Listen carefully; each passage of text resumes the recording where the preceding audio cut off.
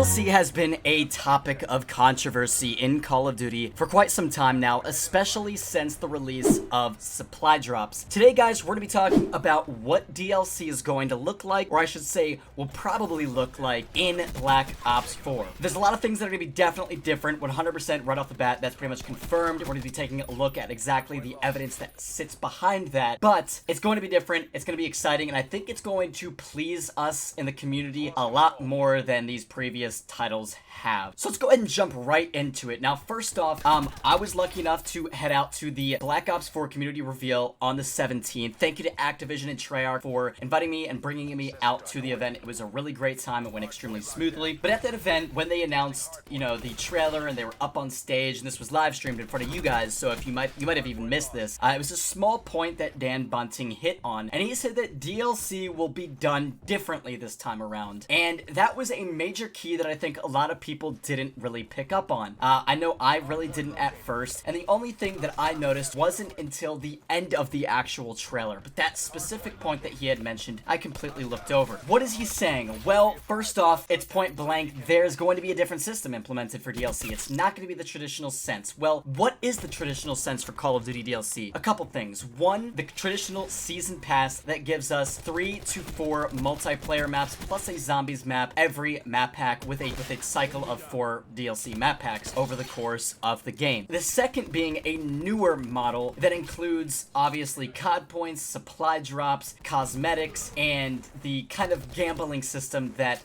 supply drops involves. You don't know exactly what you're getting, but you have to buy supply drops, you have to buy COD points in order for the chance to possibly get that thing, that either cosmetic item or the more desirables such as the weapons that people want. You have no idea if you're gonna get them, but it's really just the luck of the Irish that will hopefully be in your favor to get them. So those are the two different systems. Now, those are the traditional systems, and he says that it's gonna be done differently this time around. So what does that pertain to? Well, let's go ahead and move on to the point that I picked up on. There was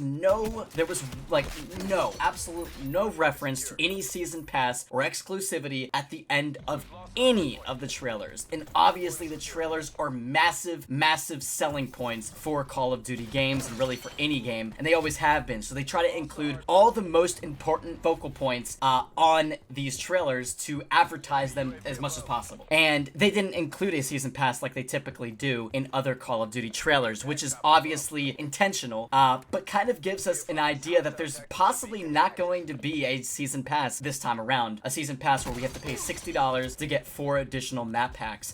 There's probably going to be a completely different model this time around, guys. And what is that exactly going to look like? Personally, this is how I think it's going to look, and I think it's going to be exciting. But before we go any further, guys, of course, if you're new to the Carnage channel, make sure to hit the subscribe button. Turn on notifications down below by hitting that bell icon and selecting all notifications so you're updated whenever we do post a new video or we go live here on the Carnage channel. You can expect a lot of new content, a lot of team-based content, a lot of funny moments, a lot of great stuff that's coming out. I'm super pumped about it, to be quite honest. We have a summer full of content. And of course, smash that like button, guys. You've been hitting 300 likes on all the videos since we've been back to daily uploading, which has only been like past day or so. But massive thank you to all of you that have been supporting us. It really is exciting. We're back, and it's going to be a great couple months here leading up to Black Ops 4. But what does this new model look like? The new model, personally, I think is going to involve a ton of free DLC content. Now, first, before I go any further into that, there's 2 things I want to say. One, I don't know for sure anything that I'm saying. I believe this is how it's going to be. It's complete speculation, but it only makes sense, and I'm going to give evidence on why I believe that to be the case. And 2, yes, I think supply drops and COD points obviously COD points are coming back, but supply drops I definitely think are going to be coming back, but I think they're going to be done and managed a lot differently. So my first major piece of evidence on why I think there's going to be a new model of free DLC where we kind of get a consistent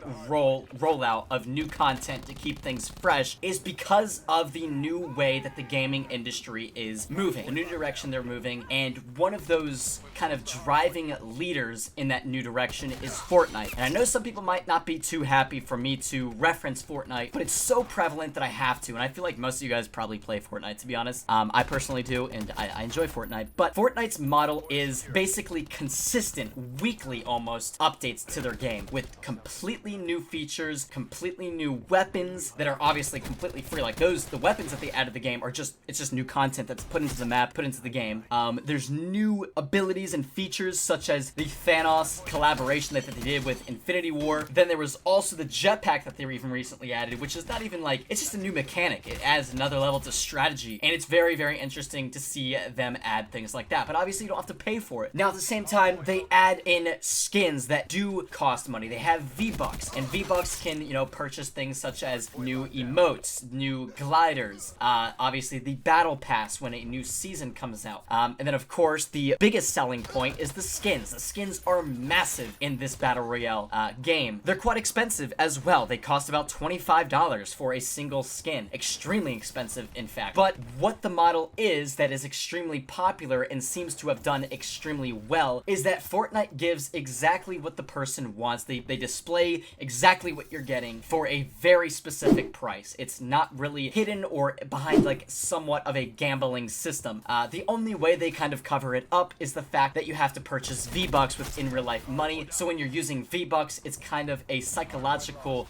twist on you don't know exactly how much these skins cost unless you really do out the math. But other than that, it's pretty point blank how much you're spending and you get exactly what you're paying for. So that's a model that I think Call of Duty will pick up on. And the interesting part is that Fortnite doesn't have anything that you can pay for that will improve your gameplay, that will make you a better and superior player during gameplay. It would be very, very concerning, in my opinion, to see Call of Duty add in weapons, new weapons to the game that you have to pay for. Obviously, in their Battle Royale Blackout scene, that's something that they wouldn't have to do. They could add in new weapons that are just on the map now that you don't have to pay for, and then they could do the same model where they have to have cosmetic skins that you could purchase, and that would be super cool, don't get me wrong. But in the multiplayer experience, to see DLC weapons being able to be purchased just right off the bat, that's kind of weird, because not everybody has that money to spend on a on a video game, plus the $60 that the game originally cost. So that's a model I don't think they're gonna push, to be quite honest. So what I think that they might do is something similar to World War II, where we just get everybody across the board just gets free DLC weapons, or there's a system of unlock the more you play, maybe based off of something that I think that should include, like 10,000 kills with a certain weapon, or 5,000 kills with a certain weapon, you unlock this next DLC weapon. I think that would be super cool, but I don't know exactly how they're going to implement that, because honestly, I don't want to see them back in supply drops, but I guess that could be an implementation. Like, they could put them in supply drops, but it would be kind of, you know, it's a similar model that we've seen in the past, and I think there's better ways to incorporate it into a game like this. But that's kind of, I feel, the model that they're going to pursue. Something that was massive previously in Call of Duty, and my personal favorite Call of Duty game to date, that would really fit the way that the gaming industry is going right now, with the consistent weekly, with Fortnite for example, the consistent weekly updates. They've done this really in the past with Call of Duty Modern Warfare 3, my all-time favorite game. Modern Warfare 3 had a content-based release. Every single month, they had a new set of DLC that came out that was released to season pass holders. Now, I don't think that's necessarily the case that they're going to do here, but to see them do kind of like these seasons almost in Call of Duty, where every month they came out with new maps, new possible weapons, and maybe something like new with zombies, or new cosmetics, or something that has to do with new challenges or new camos, things like that. Every single month we were expecting new stuff, and on top of that, maybe smaller releases every week, like updates and stuff. That would be super awesome. But overall, guys, Treyarch and Activision need to understand that the best model to follow is a community-based structure where they're listening to us on a weekly basis and fixing, patching, and adding things to the game on a weekly, consistent basis. That is super important.